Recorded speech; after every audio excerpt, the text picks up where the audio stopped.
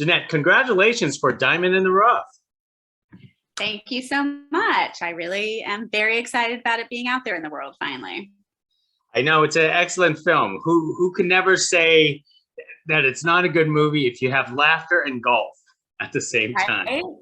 That's what some people are very into. Yeah, I think it's very funny. I happen to love golf. I'm not a golfer myself, but I've loved watching it over the years. And yeah, I think it's very funny. It's got heart. I mean, it was a blast to make. Most excellent. Well, tell us this. What initially attracted you to this project and making this your very first narrative feature film?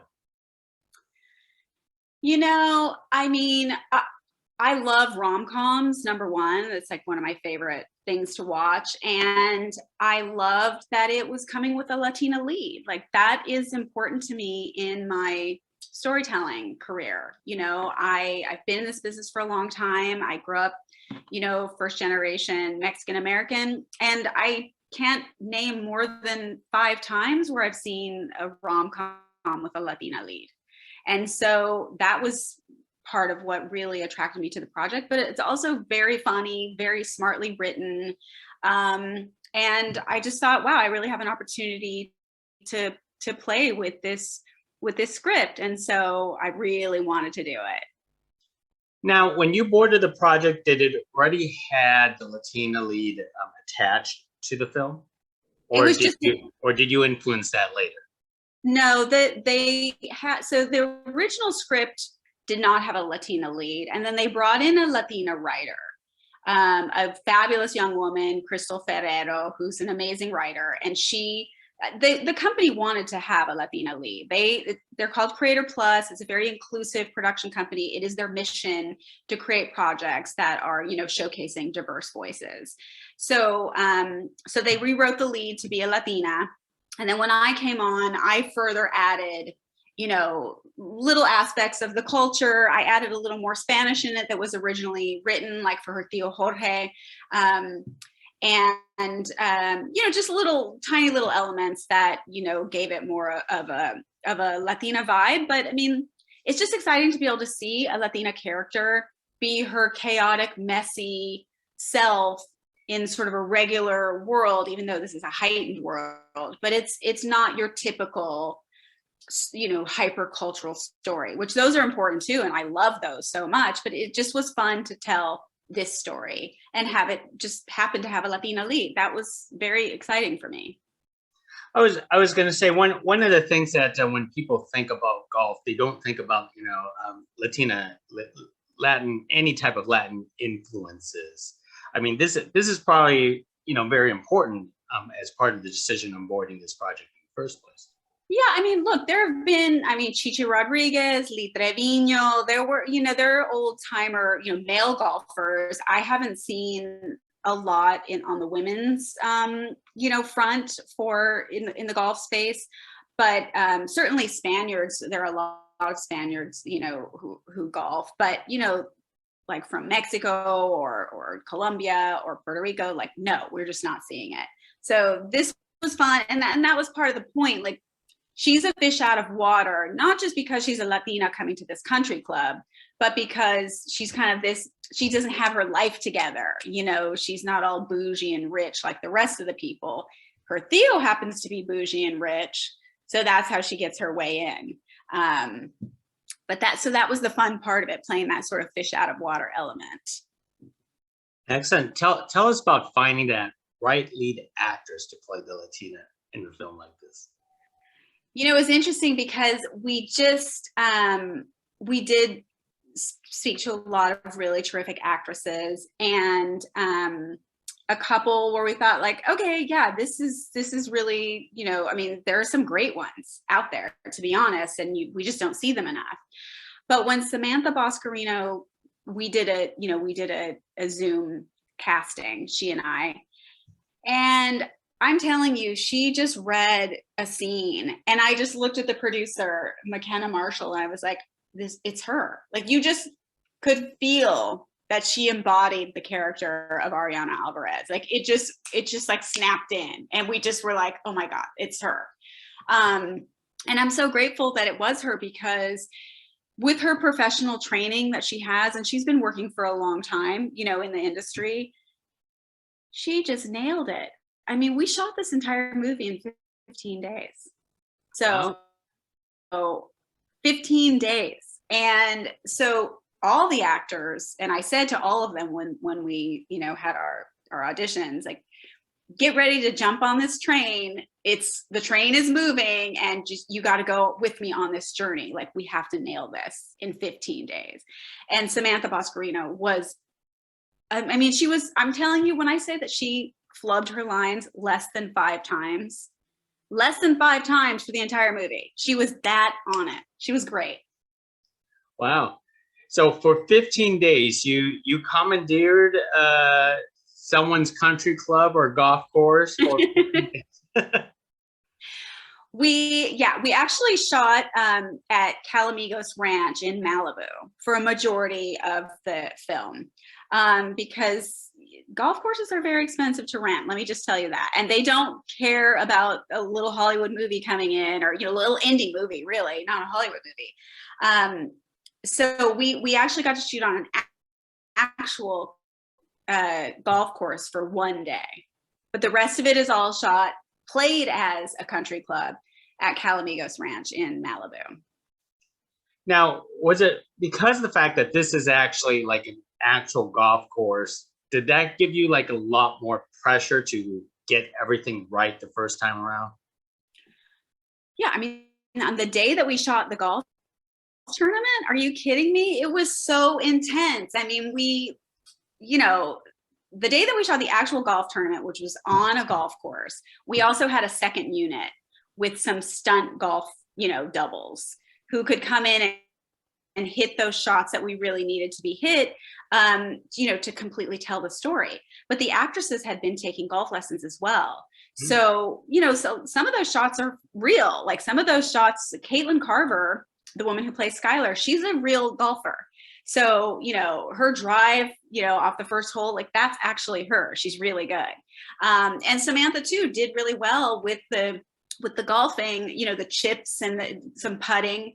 But yeah, it was a lot of pressure to get all of that footage in one shoot day. So what was the greatest challenge on this project for you? Because it seems like everything was a challenge. I mean, it just was the time. The time was the challenge. And it's interesting because I think sometimes, you know, in adverse situations, you're forced to think outside of the box, right? Like, how can I solve this? How can I shoot 10 pages in one day, you know, and how can we strategically move ourselves around? And for me, it was having a phenomenal assistant director, Kareem Nabil, who was with me, having a phenomenal cinematographer, Megan Stacy, having a phenomenal production designer, you know, Candy Gutierrez, costume designer, Samantha Coaster. Like, you all have to be working together as like the most, you know, the smoothest unit you can think of to make something like this happen without, I mean, we didn't have one day of overtime. So it takes a lot of pre-planning. The challenge, it was freezing. We were getting to the set at 4 o'clock in the morning. It was super cold, and you know, and we were working long days, but honestly, it's really the funnest creative experience I've ever had. Like, I thinking about a movie that would take 30 days or even 3 months to shoot, I'm like, what would you be doing all that time? From my understanding, this is your first feature film, so this is phenomenal. I mean, it sounded like you had a great experience. Yeah, no, I really did. I mean, look, I'm not new to the industry. Like, this may be my first feature film, but you know, I've been in the business for 30 years. I started out as a choreographer. I've choreographed concert tours and movies and commercials and TV shows. Like, I've been on big projects. As well as for directing, you know, I've directed a lot of big TV commercials. I've worked with Nike.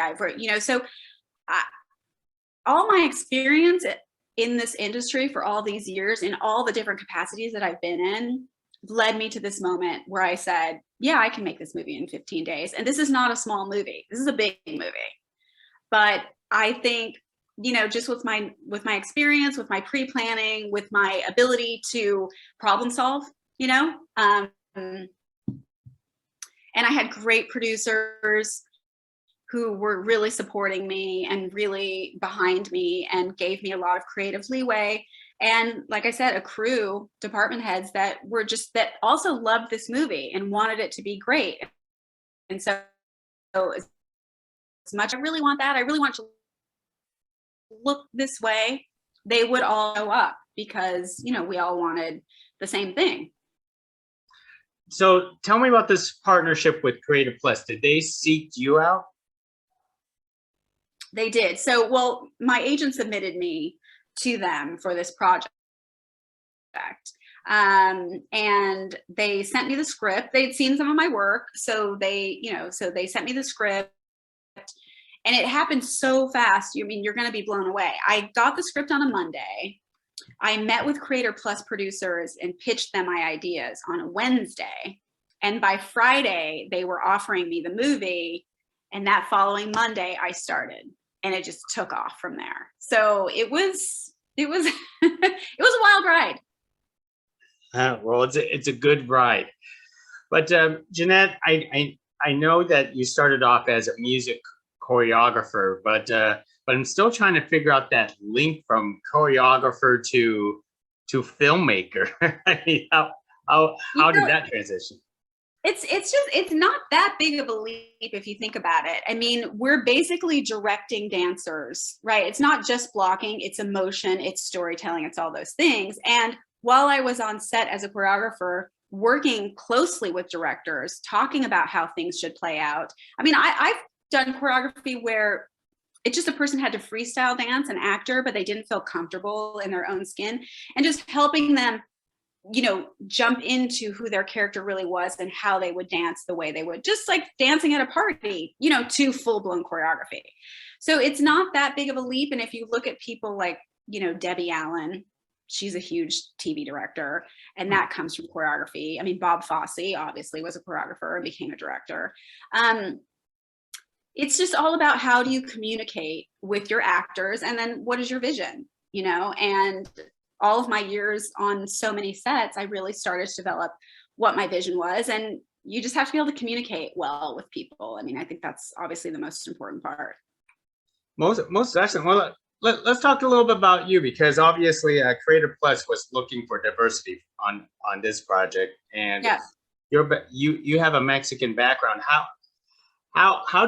When and how did you want to get into this industry? I mean, well, what age that just clicked on you, like, I want to be doing all of this? You know, no one in my family, I mean, I come from a pretty poor family. Like, my father is, you know, an immigrant from Mexico, like came from absolutely nothing, and my mother as well. And so something like this was not in the realm of our possibilities in life.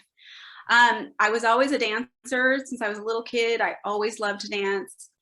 My parents put me in ballet school because it was it was like between my elementary school and home, I could stop in at the ballet school and take some classes and then walk home, because that's back when we walked everywhere when we were, you know, with no parents or anything. So my parents, you know, they really sacrificed for me to be able to take ballet, because it was definitely more expensive than what they could afford. And so I was always a dancer. And then I did dance team in middle school, and I did dance team in high school. And then when I went to school at UCLA, I was working at a law firm. And that's what my father wanted me to do, was to become a lawyer. And the lawyers there were like, if this is not what you love, don't do it. Like, don't do it. If you love something, especially as a dancer, you should do it when you're young. Go pursue that. So I started taking dance classes in LA. I saw a flyer to get an audition for a dance agent, and I thought, well, what do I have to lose? So I auditioned and I got an agent, and there it started. I started dancing professionally, and then slowly moved into choreography because I liked that part better. My dad likes to say, you like being the boss all the time. So, and that's just, you know, just little by little, you know, making connections and meeting people and taking class. And taking classes at AFI and taking dance classes and, you know, just everything I could to try to further my filmmaking education. I'm curious, as daughter of immigrants, how did you approach them to tell them that this career move? It sounded like ultimately they accepted. Yeah, that was a hard, I'm gonna say that was a hard year for me and my dad. He was not happy about it at all. It was not, I'm the first grandchild born in the United States. Like, I have 36 cousins. Like, this was not the example he was expecting me to set for them. And I know as a parent now, I have 2 daughters who are 21 and I have 2 stepsons who are, you know, in their mid-20s. But one of my daughters is an actress. And I'm like, oh, don't. Just because I know the freelance life, you know, that's when that parental fear kicks in, which is, how are they going to live? How can they succeed? This is so hard. How can they succeed? So my dad was pretty upset. He was not happy with me when I told him I was pursuing dance, and he didn't speak to me for a while. But I stayed with it. I kept going. And once I started working, and especially once I started working in the Latin market. So then when I was on Sábado Gigante and I was choreographing for Mexican pop stars and I was traveling to Puerto Rico and all these places, then he was like, oh, mija, I see. Because then it was something he could see and understand, right? Like, oh, he knew those shows on Telemundo. Okay, you were doing that. So then he understood, but it's tricky. And now as a parent, I fully understand, like, it's not a 9-to-5 job that you get and you know your son or daughter is going to have a paycheck coming in every week, you know, and that's our fear as parents. No, I completely understand. I come from the same background, but, you know, it's just one of those things you just endure and then prove your success to them later. Yeah, and it was actually really cute. My dad came to a screening of my movie, and he had gone to Universal Studios before that. And so he bought me one of those like license plates that says director on it. It's so adorable. It's very cute. That is a great change of heart story. That's terrific. Yeah. Now, do you like directing in this genre comedy for yourself? Is this something you're more comfortable with, or you like across different genres? Yeah, I mean, because I always thought I would end up in drama or dramedy. You know, I really respond to I mean, of course I love comedy and I love rom-coms. I just didn't know that I would end up in that space and it would like be such a good fit for me.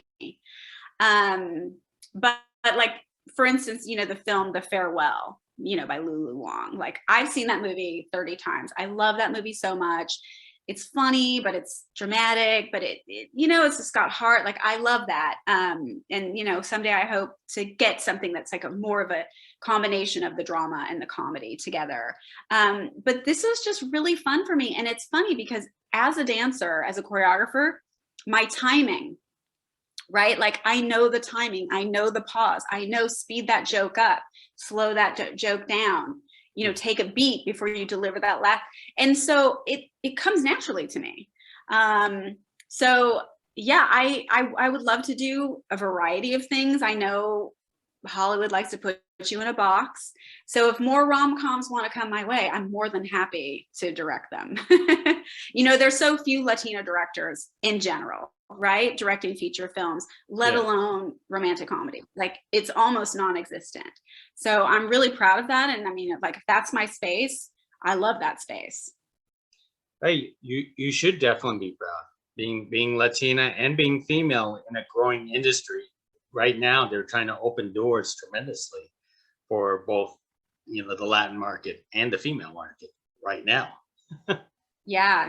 No, I'm hoping this is, you know, the beginning of seeing a lot more people of color on sets, because for so many years, as I was growing up as a dancer and a choreographer and even a commercial director, most of the time I was the only Latina on the set, for sure. Sometimes I was the only woman on the set, you know, and that has changed. Like, and that comes with me, the crews that I hire. You know, I had like the most diverse crew on this movie that I've ever had on any job. Like, 90% female department heads, right? All colors, all genders, all sexual orientations. And that's important to me. Like we have to do the work ourselves and say, this is important to me as a director. I have to have these kinds of people on my crew. Like we have to open the doors for others to get in. It's so hard to get in, you know? So, and especially if you never see yourself in those spaces. So that's a mission for me. Like that's incredibly important to me.